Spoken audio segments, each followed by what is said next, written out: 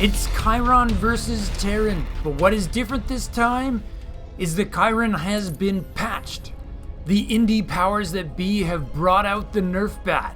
They have listened to the feedback and the response was that the Keiron economy was too strong. I'll detail it more at the end of the cast, but the short of it is, the Keiron can no longer jump on their opponents with a ton of early game units like they could before. There's a good example right there. Even though Magical didn't have to make a depot or a pylon, that edifice he just started cost him 225 minerals instead of 200.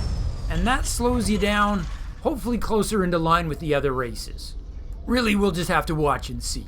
Don't let me forget to intro our players. Evocation, Abjuration, Transmutation, and Necromancy. These effects are all magical! We've seen Magical showcase the Keiron on this channel before. He's a master level Starcraft player, and he knows his Keiron.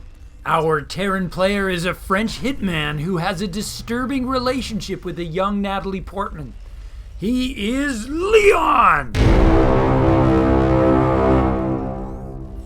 And one thing that makes me happy to be casting Leon is he's not just a Terran player, he's a Terran player who has experience battling against the Keiron.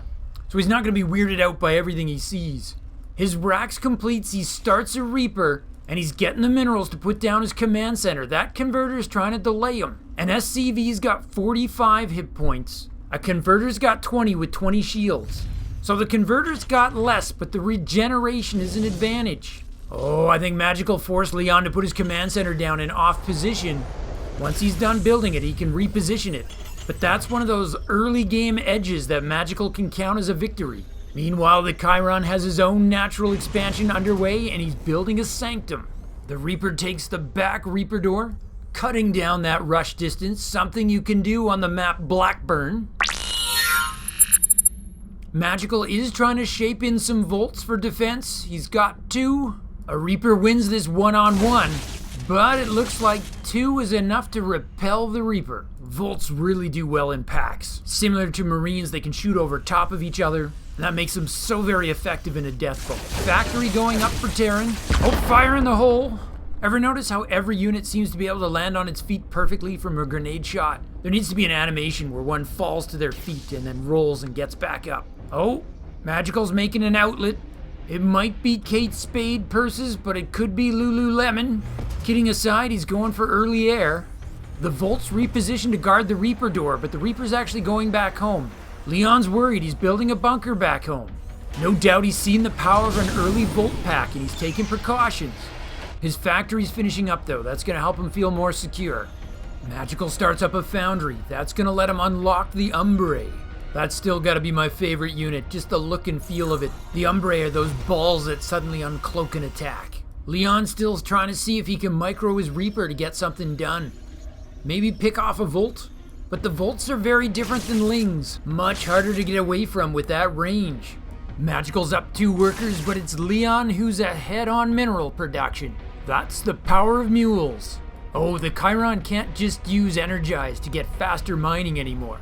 They have to research the ability at each citadel individually. And it's not free, you gotta pay for it with each citadel. Oh, Leon almost picked up a Volt there, but I'm not sure he realizes that there's a couple more looking to cut him off at the pass. This is Raptor-style pack hunting, I love it. It might be more impressive when Speedlings do it, but this'll do, that's a first blood. Oh, it looks like Leon's made a Cyclone to protect his main from air attacks. He's predicting the early outlet, though Magical hasn't actually made any air units. Oh, and as I say that, Magical shapes in an Aurora with a rally point headed straight for Leon's main. The Aurora is a nasty little attacker that shoots down. It can 2-shot a worker. It's comparable in price to a Banshee, and it's equally fragile. It doesn't cloak like a Banshee, but it does have a special ability, which apparently is going to be to get shot by a Cyclone. Leon is so ready for him. Magical puts down an Emanator, but he is taking hits. He's got to get out of there. That little glowing yellow ball grants vision, and it lasts for 44 seconds. The neat part is while your opponent sees it going up, 4 seconds later it cloaks on him. So Leon knows it's there, but he can't do anything about it unless he gets detection. Such as a Raven, that was just too perfect. I feel like Leon's been attacked by Auroras before and he's adapted. Cyclone plus Raven is like a perfect answer. I can tell you I've already seen chatter that the Aura's OP, and that may totally be right, but it also might be that players just haven't figured out how to play against it yet. Maybe they need to talk to Leon. Looks like double reliquaries going up for the Keiron. That's like your Evo chambers, lets you get those numeric upgrades. It also lets you lock your turrets, the same turrets that in my last video I accidentally said didn't exist. Sorry guys, sleep deprivation gets us all. Magical's got a huge pack of bolts together. Leon's worried about it. He's taken up a defensive position at his natural. Magical's using an ombre to scout ahead. It's not always easy to see, but it's cloaked when it has that blue sheen on it. If it fires its weapon, it will uncloak. Cloak reactivates with no energy cost after 5 seconds of not shooting. Oh, double Auroras can one-shot workers. Leon's got to pull his defenders out of position to deal with that. But the bunker does give him some safety. I don't think he can actually see the Volt sitting on his doorstep though. If he could and that siege tank was sieged up, he'd be splatting them. Oh, the Cyclone's leaving the base to try to get the Aurora. He doesn't know there's a pack out there. Oh, Leon just got duped. He's gonna lose that Cyclone and the Raven. Did Magical set that up or was that lucky? If he did that on purpose, that was really crap. Leon just lost 2 expensive units. And while this is going on, Magical's saturating his third base. They're now pretty dead even on supply, but Magical has to be happy with his opening. Perhaps worried he's behind, Leon's feeling some pressure to push out. He's gonna secure some vision outside his base. Oh, Magical's got a Myriad out now. That big giant beetle. Oh, Terran is pushing out across the map, but the Auroras have left a little trail of emanators. That means Magical's gonna see it coming. He might not like what he sees though. There's 2 siege tanks in there. And those Marines have stim and combat shields. Magical moving in to intercept. Leon pulls up short. Oh, he redirects. Oh, he's going for the Reaper door. We've seen Clem do this. Drop in the main while the tanks cover from the low ground. Magical sees it. He's gonna attack from below. The Auroras go to work on the tanks before they can siege. The Marines drop in the main. There's no defenders there, but the ground support gets completely chewed up by the Keiron.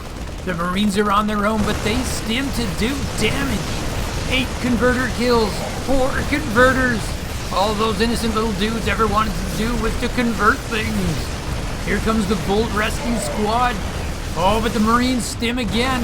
They're gonna get 3 more worker kills. And then they're gonna take on the Volts. The Medivacs are healing those Marines. Maybe an Energize would help those Volts out.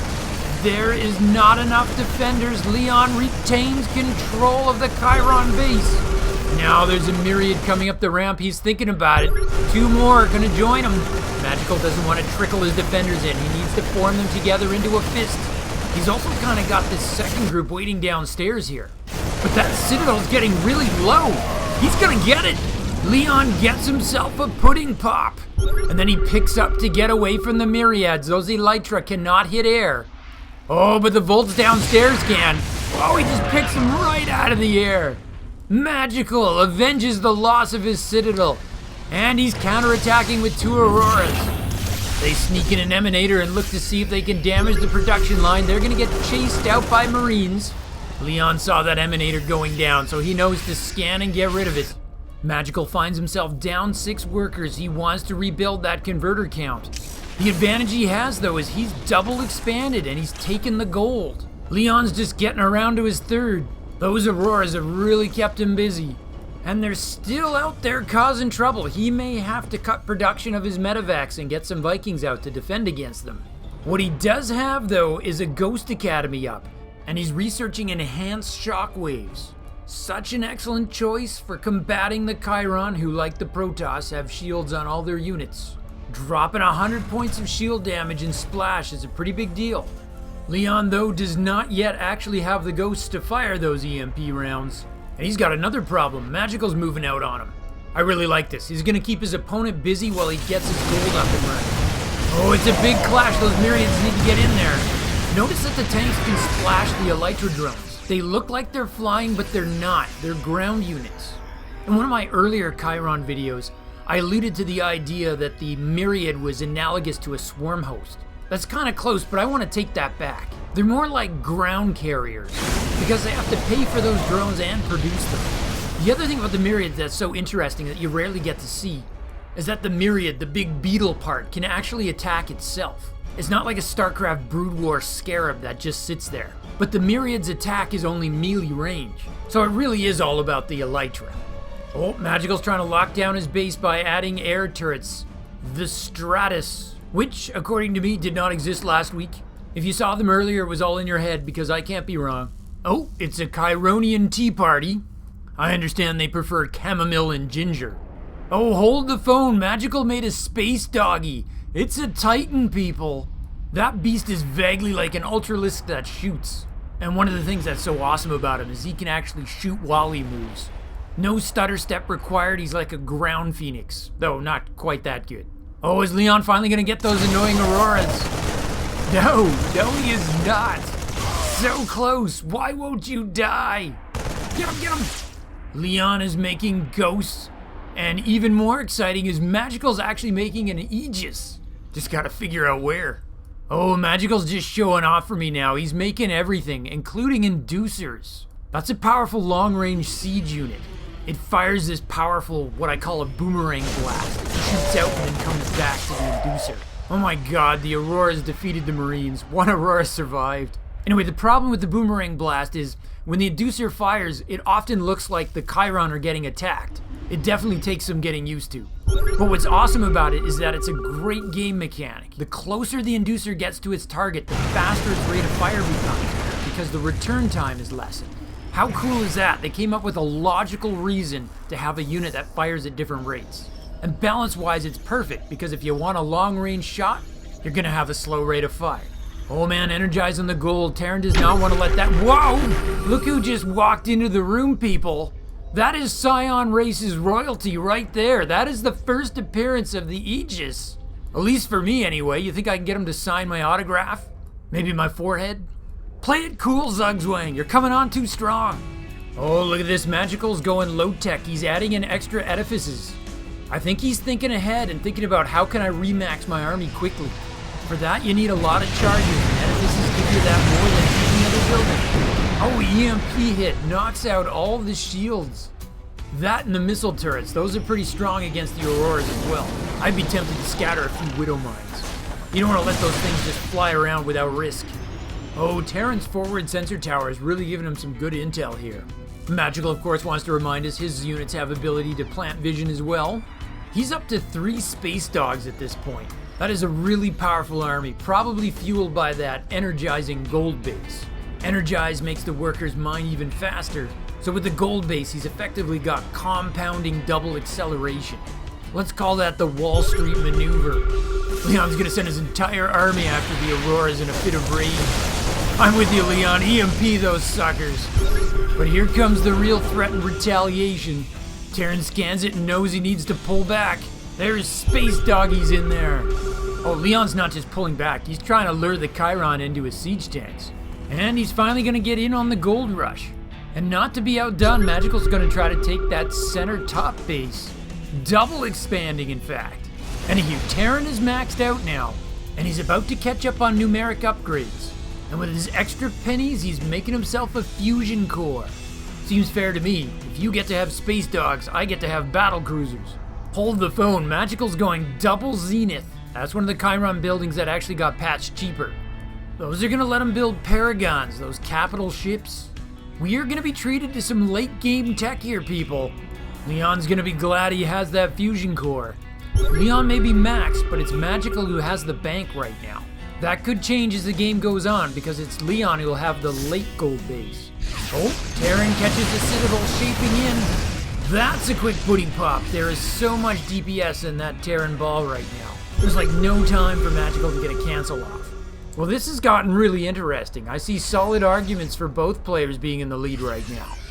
All in all, neither player's too comfortable in attacking into the other. Perhaps Magical's about to prove me wrong. Look at that army. He's even got a paradox floating in the back there. That's a spellcaster. Keiron's trying to build an Oculus in the center of the map.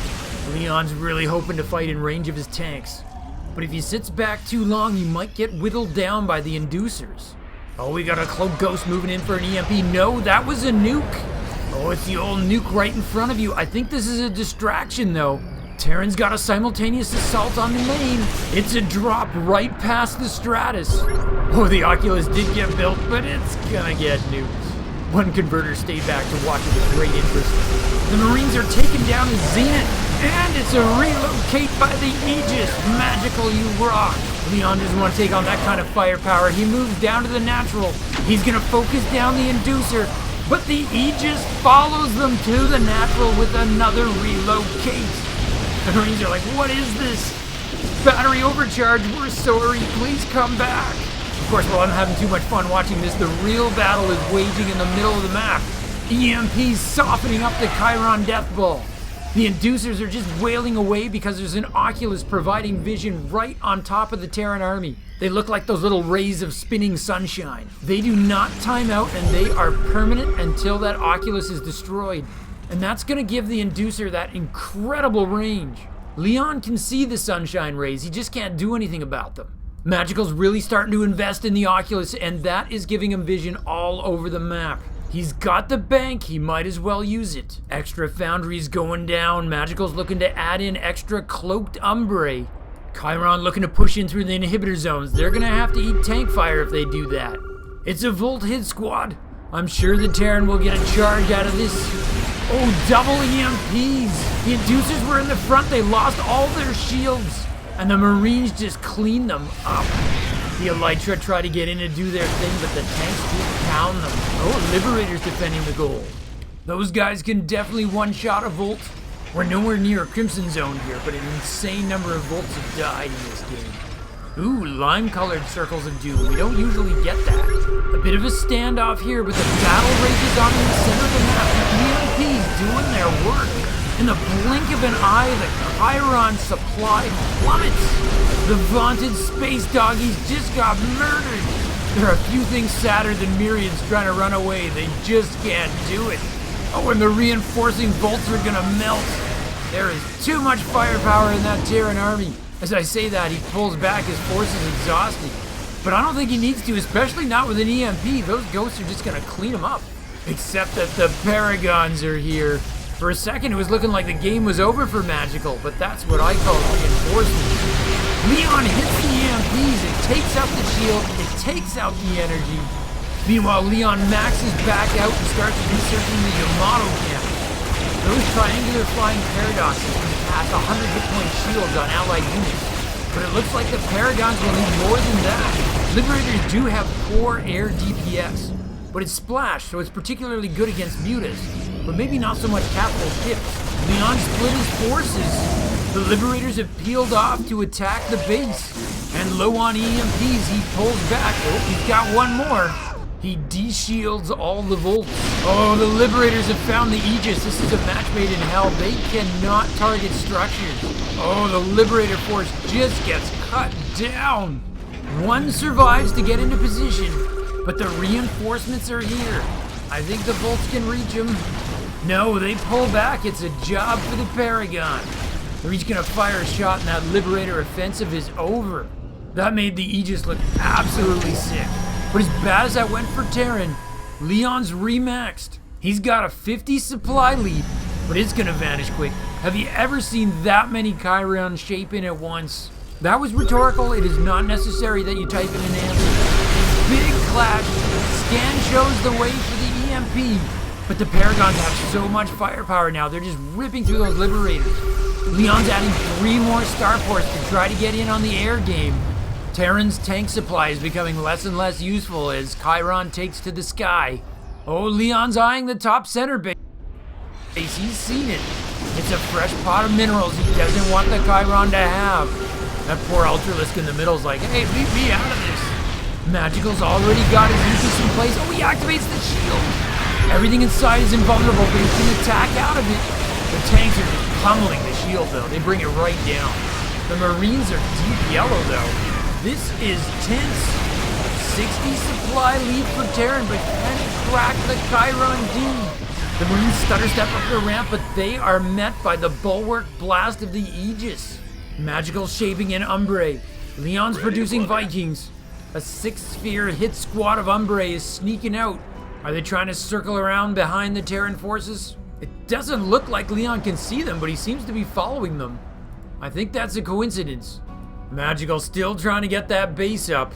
Leon seems to be eyeing the natural or the third. It's the third. I don't think those bolts have realized the Liberators are gone yet. Oh, he wants to get that Citadel down before the Aegis arrives. He gets it. You can't relocate the Aegis without a Citadel. Leon thinks about the natural but decides against it.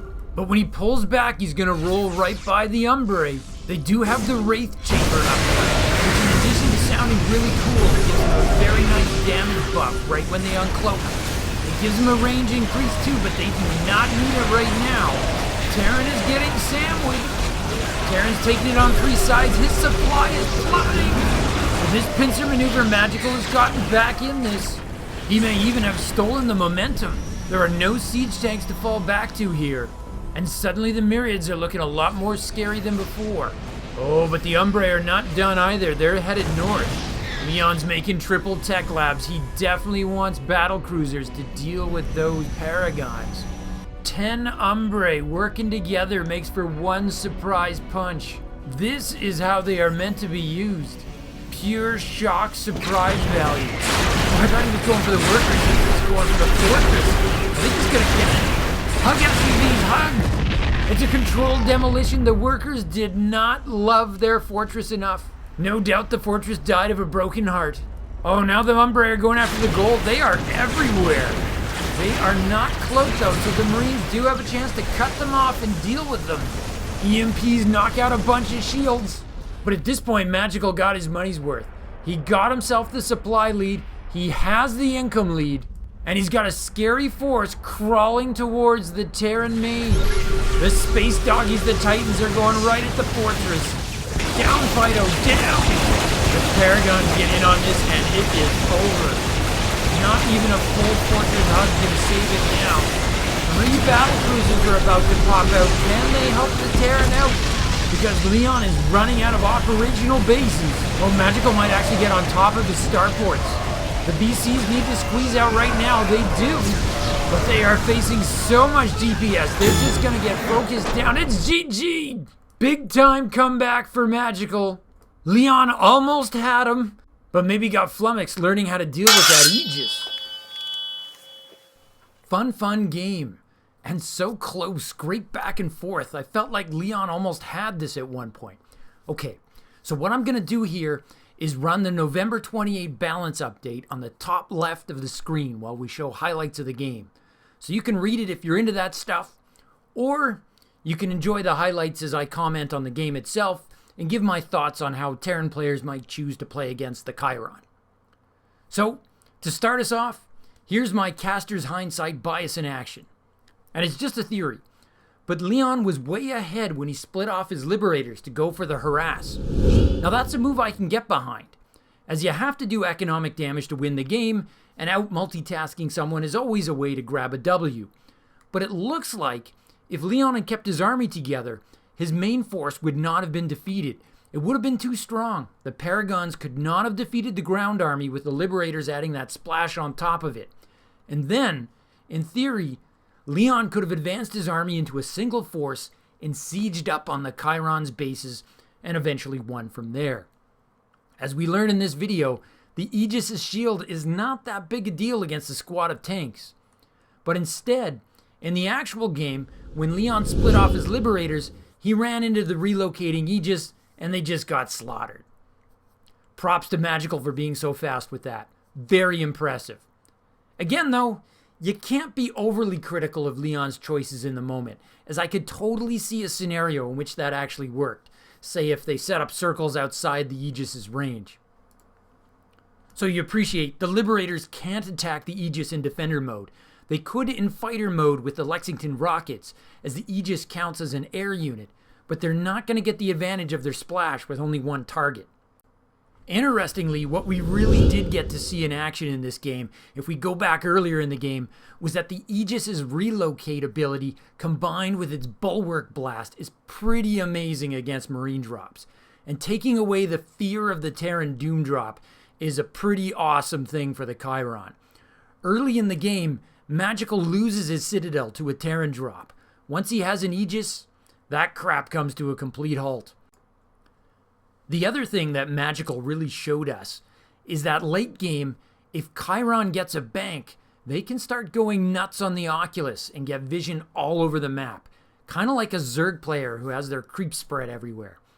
And speaking of the Oculus, that reminds me that I've really been wondering if the Keiron's weakness might be the lack of detection early game. Now the Keiron certainly has detection at its disposal. 3 kinds of it if I have it right.